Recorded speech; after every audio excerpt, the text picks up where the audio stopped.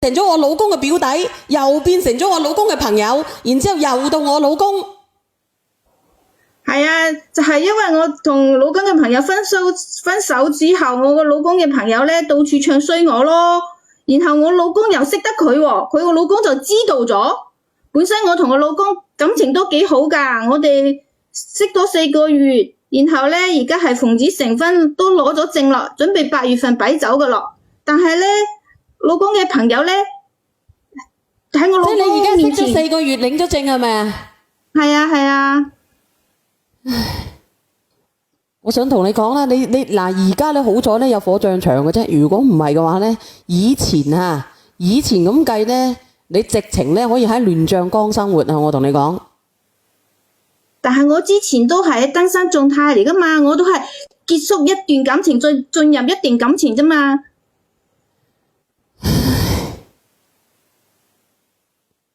你唔理解？所以我覺得而家我覺得老公都受影響咯。本身如果老公唔識佢，唔知道呢啲事情都係過去事情啊嘛。但係而家咧就係咁啱得咁巧。咁佢知唔知道？唱衰我嗰個又係我老公嘅朋友，搞到我咧而家。你聽我講，咁佢點解會唱衰你咧？我問你。都話之前拍拖嗰陣咧，佢又叫我，哎呀，又影相。你同佢拍咗拖幾耐？你同佢拍咗拖幾耐？之前嗰個1個幾月咯。1個幾月佢冇理由無啦啦唱衰你㗎。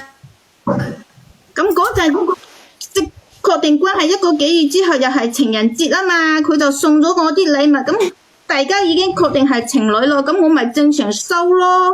咁佢而家收咗啲乜嘢啊？收咗隻金戒指咯。嗱，阿小遠，我上嚟補充一句先。大家食住飯嘅人都聽到嘔，話圈子細來回都係個20-30人，咁我幾廿個人都係食過嘅，咁呢個男人結婚翻去咪叫做呢個係咪雜菜盤啊？邊個仲夠膽結婚啊？明白呢個道理未？即係佢到處賣，到處收錢，收完錢又分，收完錢又分，呢度收啲，嗰度收啲，收到最後就揾呢個埋單。呢個人邊個制啊？邊個係大5個城市仲可以？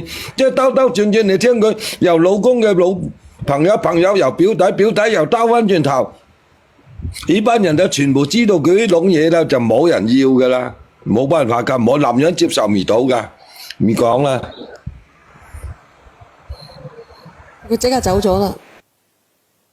但係喺婚姻裏面我都好守原則㗎，但係喺單身期間㗎嘛，單身期間都係互相理解、互相接觸㗎啦，而且都係確定關係之後嘅。咁我想問下直播間嘅朋友仔能唔能夠接受啊？我講真嘅。咁但係佢又冇錯㗎喎，姐姐。佢又冇錯㗎喎，係咪？我想問下你哋啊，你係同你男朋友咧，你同你第2個男朋友咧，分手咗幾耐先至識你而家嘅男朋友嘅？唔係你而家嘅老公嘅？有冇2-3個月啊？有啊。分手咗幾多個月？同有2-3個月啊，然後先至朋友聚會之間再介紹識咗我老公㗎咋。2-3個月。你好急住揾男人嘅，淨係有人介紹嘛？如果冇人介紹，我唔一定可以話咁快揾到咧。你講嘢啊，中年大叔，我冇嘢講。你明白未？即係咁樣講，比如咁講，阿婆就賣菜賣3蚊，咁隔離個阿姨拎過去3蚊嘅菜拎過去賣5蚊，5蚊個個人拎過去又等陣個個賣8蚊，最後一個賣10蚊呢把菜。咁你話有冇人想要食呢把菜呢？我想問呢句說話啫。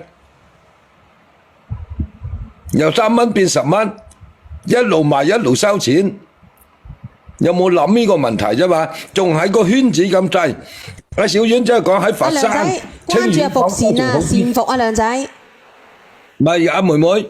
你講咧，你話好快好快，等陣又話講2個月，實際你頭一番收完人哋個錢，收完嗰啲金器玉器之後咧，你跟住就未玩啦。呢個性夠。